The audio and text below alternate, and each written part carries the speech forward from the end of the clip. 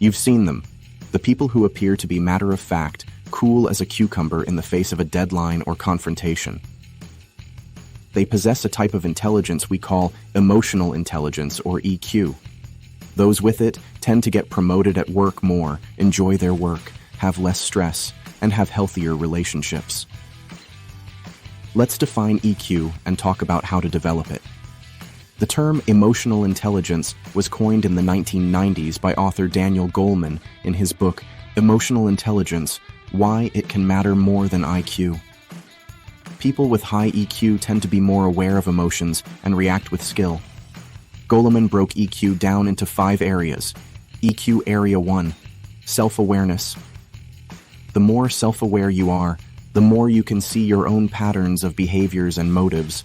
You know how your emotions and actions impact those around you. You can name your own emotions when they come up and understand why they're there. You can also recognize your triggers, identify your strengths, and see your own limitations. EQ Area 2, self-regulation. Self-regulation means that you react with skill. You can pause when need and direct your impulses. You act in full consideration of the consequences. Self-regulation also means you know how to ease tension, resolve conflict, cope with difficult situations, and adapt to change. EQ Area 3, motivation. High EQ people have a thirst for personal development. They're inspired to accomplish goals because they like how personal development feels. EQ Area 4, empathy. Empathy means that you understand how others feel. That can be a double-edged sword, as you can overcompensate to manage the feelings of others, to become a people pleaser. Or, with high EQ people, you can use empathy to create win-win solutions. Because high EQ people operate with empathy, other people often feel understood. They may not get what they want from the high EQ person, but they know that their needs and feelings were taken into consideration. EQ Area 5, social skills. High EQ social skills mean that you play well with others. High EQ social skills mean you find the sweet spot to understand others, yet also ensure your needs are met. Watching a high EQ person often reveals active listening, good eye contact, and open body language. High EQ social skills usually mean that they establish rapport with others naturally and effectively. Why is emotional intelligence, or EQ, important? As social animals, humans are wired for connection. In the book Sapiens, the author argues that Homo sapiens survived because we fostered cooperation. The more we can build healthy relationships and cooperative connections, the more enriching our lives will be. That's why there's a correlation between higher EQ and happiness. Does EQ help with work success? High EQ helps you create positive relationships, thrive in teams, and solve problems, leading to great work satisfaction.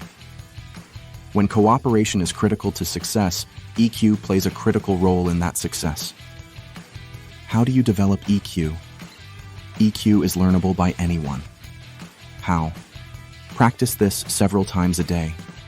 Expand awareness of emotions by checking in many times a day on the emotions you sense.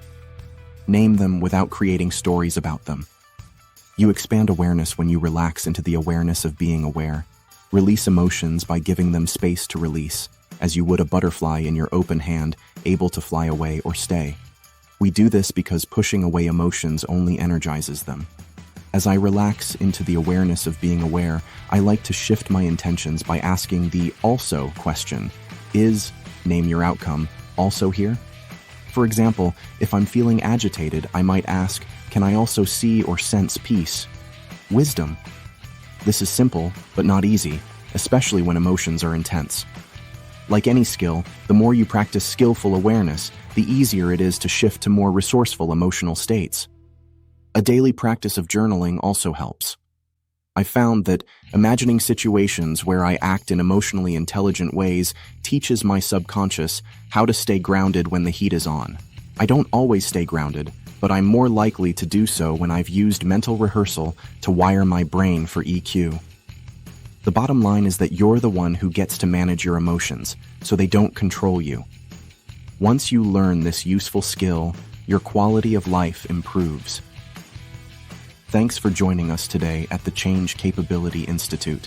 Subscribe to the channel to support our work here.